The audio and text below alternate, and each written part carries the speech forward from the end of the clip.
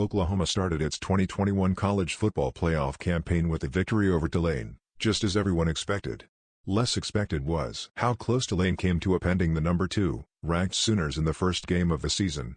The Sooners narrowly escaped Norman, Oklahoma with a 40-35 win over Tulane in what would have been among the greatest opening weekend upsets in college football history. By the way, this game was only moved to Norman after Hurricane Ida made it impossible for the game to take place in New Orleans. What should have been a cakewalk for the Sooners instead raises the question of whether this team actually has what it takes to challenge for a national title. The Sooners undoubtedly showed some good things against Tulane.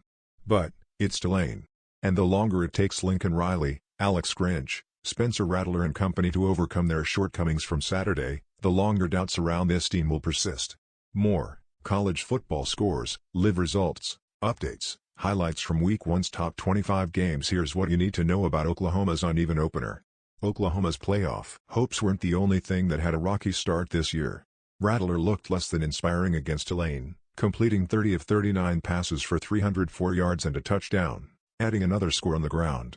But he also threw 2 interceptions, and nearly had a third if it weren't for a questionable defensive pass interference call in the fourth quarter.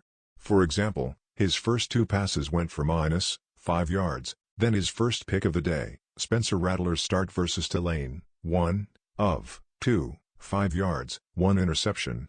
Pick.twitter.com RW9V2Z update granted. This isn't the first time Rattler has had early season struggles. He also threw 4 touchdowns and 3 interceptions in his second start of the 2020 season, a 38-35 upset loss to Kansas State.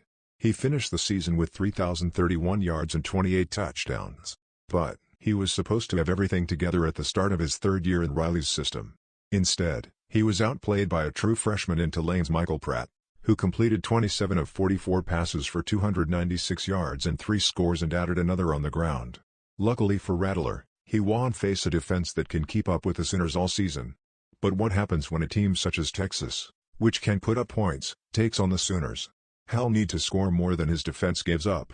It's just one game into the season, but he came dangerously close to failing that challenge against a significantly less talented Tulane team.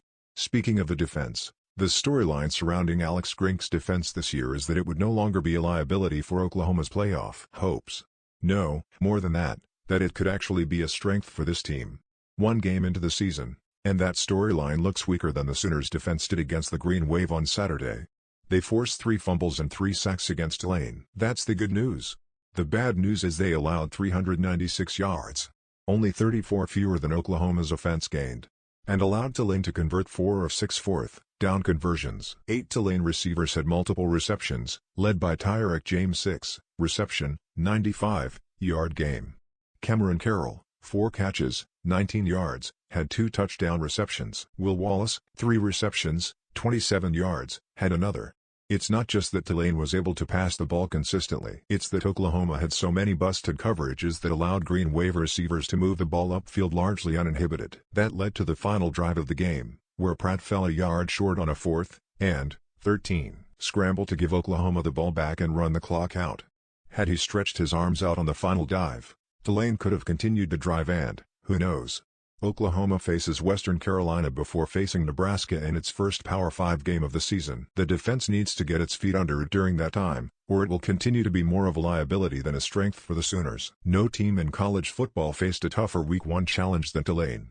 The Green Wave were forced to evacuate New Orleans in the wake of Hurricane Ida, practiced all week in Birmingham and Tuscaloosa, then traveled to Oklahoma for what was designated a home game in Norman. Tulane's response to those hardships was nothing short of incredible. The Green Wave gave everything Oklahoma could handle and more in a game that favored the Sooners by 31.5 points. They weren't perfect. 3 turnovers in the game, ending turnover on downs were huge game, swinging plays. But no one expected Willie Fritz's team to step into Norman and play the Sooners the way they did. No college team likes to claim a moral victory, but Tulane can certainly walk away with its head held high.